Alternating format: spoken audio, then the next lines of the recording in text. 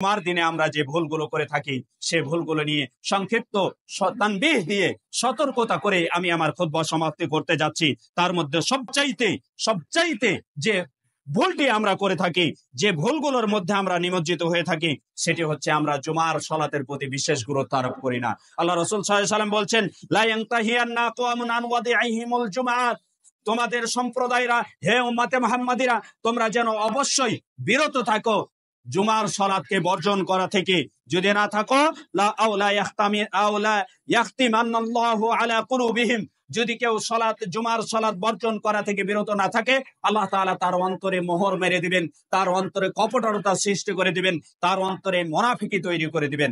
এই জন্য রাসূল সাল্লাল্লাহু আলাইহি ওয়াসাল্লামের কথা থেকে যেটা বুঝলাম, আমরা জুমার দিনের সালাত আদায় করার ব্যাপারে আমরা অলসতা করে থাকলে আমাদের অন্তরটা মুনাফিকের অন্তর হয়ে যাবে। দ্বিতীয় নাম্বার, আমরা জুমার দিনে অনেকেই ইবাদত করি জুমার রাত্রিতে, অর্থাৎ বৃহস্পতিবার রাত্রিতে ইবাদত করতে করতে বা অনর্থক বাইরে দোকানপাটে সময় কাটাতে রাত্রি 12টা-1টা পর্যন্ত সময় কাটিয়ে দিই। এরপরে ফজরের সালাত আমরা জামাতে পড়তে পারি না।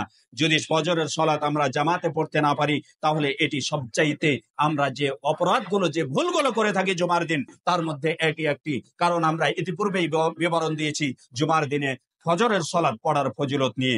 সম্মানিত উপস্থিতি, এরপরে আমরা যে আরো ভুল করে থাকি, যেটি একটু আগে বলছিলাম, যে আল্লাহ রাসূল সাল্লাল্লাহু আলাইহি ওয়াসাল্লামের শুভ সংবাদ বুশরা যেটি দিয়ে গেছেন, সে বুশরা গ্রহণের ব্যাপারে আমরা মনোযোগী হই না। সেই শুভ সংবাদটাকে আমরা লুফে নিতে আমরা আত্মনিয়োগ করি না। সেটি হচ্ছে জুমার দিনের খুতবা শ্রবণ করা। আজকে জুমার দিনের 2 রাকাত সালাত ফরজ করা হয়েছে, বাকি 2 রাকাত কোথায় গেল? বাকি 2 রাকাতের কায়েম মাকাম হচ্ছে এই খুতবা।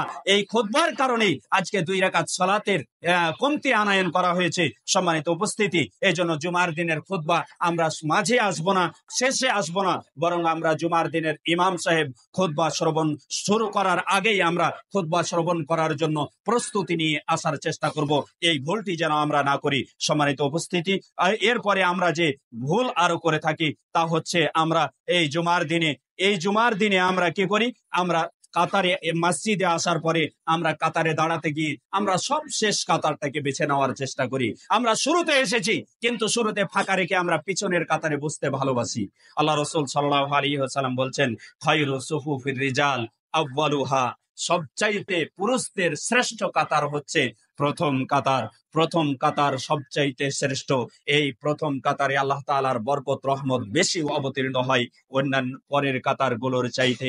এই জন্য প্রথম কাতার হচ্ছে পুরুষদের শ্রেষ্ঠ কাতার। ওয়াশাররুহা আখিরুহা, আর সবচাইতে নিকৃষ্ট কাতার হচ্ছে শেষের কাতারটি।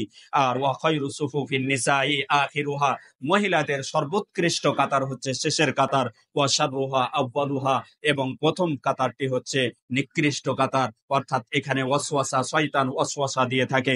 এই জন্য এই জুমার দিনে আমরা যখন মসজিদে আসব, তখন প্রথম কাতারে বসার চেষ্টা করব।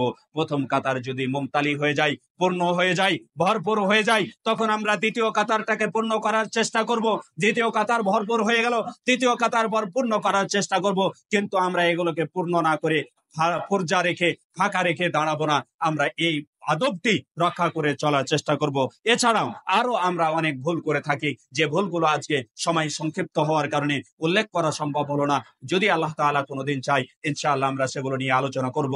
পরিশেষে আমরা আল্লাহ তাআলার কাছে দোয়া করি, হে আল্লাহ, আজকের এই খুতবাতে আমরা যে বাণীগুলো শুনলাম, যে নাসিহাগুলো শুনলাম, যে আদবগুলো শুনলাম, সেগুলো আমাদের জীবনে পুঙ্খানুপুঙ্খানুরূপে বাস্তবায়ন করার তৌফিক দান করুন। আল্লাহুম্মা আমিন। আল্লাহ আমাদেরকে মুসলিম হিসেবে এই পৃথিবী থেকে বিদায় নেওয়ার তৌফিক দান করুন। আল্লাহুম্মা আমিন। আল্লাহ, এই ক্ষণস্থায়ী দুনিয়ায় আপনি যে আমাদেরকে শস্য উপার্জনের জন্য প্রেরণ করেছেন, সে শস্যগুলো যেন আমরা উপযুক্ত ভাবে উপার্জন করতে পারি। আল্লাহ আমাদের তৌফিক দান করুন। আল্লাহুম্মা আমিন। ওয়া সাল্লাল্লাহু আলা নাবিয়িনা মুহাম্মদ ওয়া আলা আলিহি ওয়া সাহবিহি আজমাইন।